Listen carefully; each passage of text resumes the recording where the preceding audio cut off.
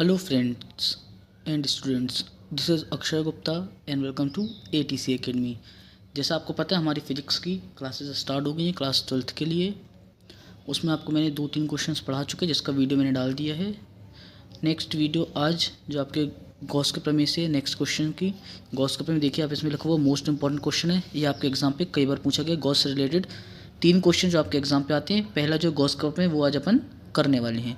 Video अच्छा लगे तो लाइक और सब्सक्राइब कीजिएगा, अपने बाकी फ्रेंड्स के साथ शेयर कीजिएगा और ज़्यादा से ज़्यादा शेयर करने से बाकी लोग की भी आप हेल्प कर सकते हैं। वीडियो इंपॉर्टेंट है, कहीं समझ में ना आए तो मेरे को कमेंट सेक्शन में आप पूछ भी सकते हैं।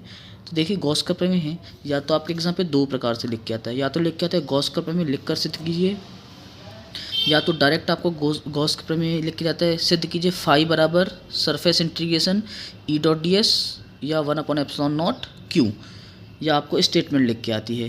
तो देखिए गॉस का प्रमेय कहता क्या है। गॉस का प्रमेय कहता है किसी बंद पृष्ठ से संबद्ध विद्युत फ्लक्स, संबद्ध का मतलब होता है निकलने वाली, उत्पन्न होने वाली। तो गॉस के प्रमेय के अनुसार किसी बंद पृष्ठ से, अगर कोई बंद पृष्ठ है तो उससे निकलने वाली संबद्ध विद्युत फ्लक्स उस पृष्ठ के भीतर विद्युत आवेश का 1/एप्सिलॉन नॉट गुना होता है।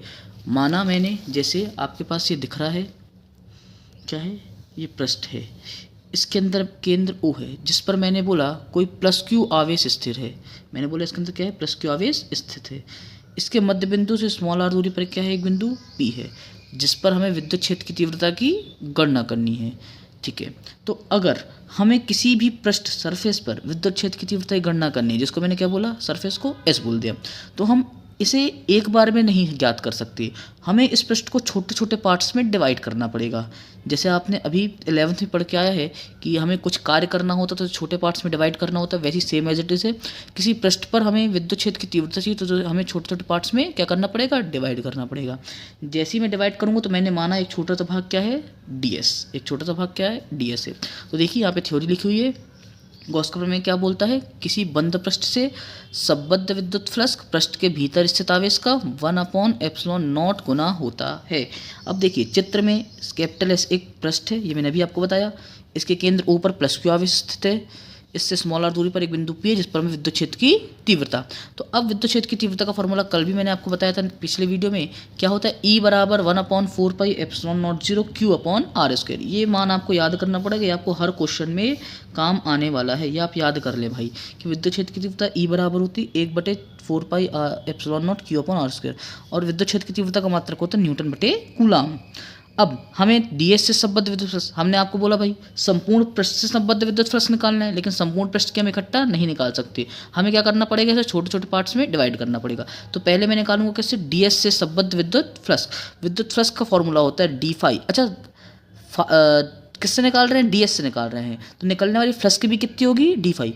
फ्लक्स को शो करते हैं फाई से, लेकिन स्मॉल कर रहे हैं, छोटे पृष्ठ से निकल रहे हैं तो आगे d लगाएंगे। तो d phi equals to, formula होता है E D S, E dot D S. क्या होता है, E dot D S, E dot S होता है, लेकिन एस डी एस क्यों लगाए, क्योंकि स्मॉल कार्य कर रहे हैं। ई डॉट डी एस, ई और डी एस ये सदिश राशि से, इसके ऊपर क्या लगा हुआ, वेक्टर। या भाई ये आपको याद करना पड़ेगा, थोड़ा समझना पड़ेगा कि जब भी डॉट हटता है, आपने 11th में पढ़ा है, डॉट हटता है तो क्या आता है, कॉस थीटा आता है, और क्रॉस हटता है तो क्या आता है, साइन थीटा। ये आप 11th में बहुत अच्छे तरीके से पढ़ के हैं। अगर इनके साथ नहीं पढ़ा तो अभी आप याद कर लें, समझ लें। जैसे ही डॉट हटेगा तो क्या आ जाएगा, कॉस थीटा। चित्र से आपको दिख रहा है बिल्कुल स्ट्रेट लाइन है, इसलिए थीटा का मान हमेशा क्या रखेंगे आप, 0 होगा, क्योंकि फ्लक्स हमेशा कैसे निकलता है, पृष्ठ के लंबवत निकलता है, और लंबवत पर थीटा की वैल्यू कितनी होती है, 0 होती है।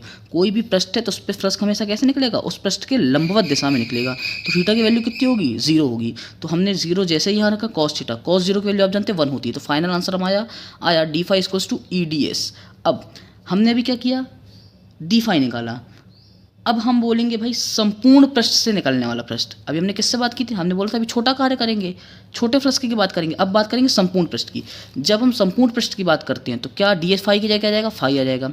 ये होता है सरफेस इंटीग्रेशन का साइन। किसका साइन होता है ये, surface integration, total surface integration sign. नीचे यहाँ होता है ई डी एस। क्या होता है, ई डी एस। ई की वैल्यू हम जानते कितनी होती है, समीकरण नंबर 1 से 1/4πε0 Q/r²।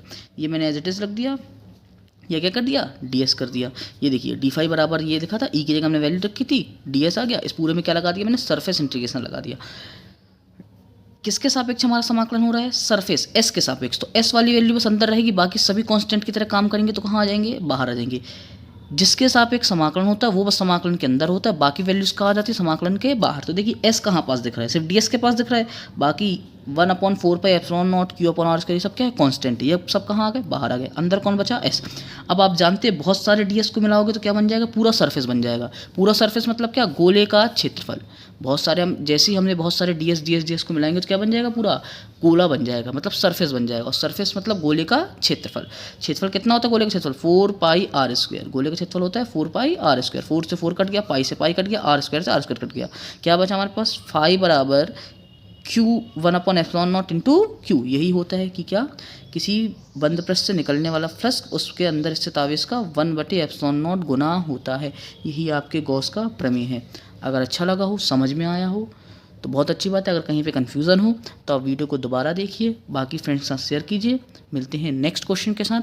Thank you.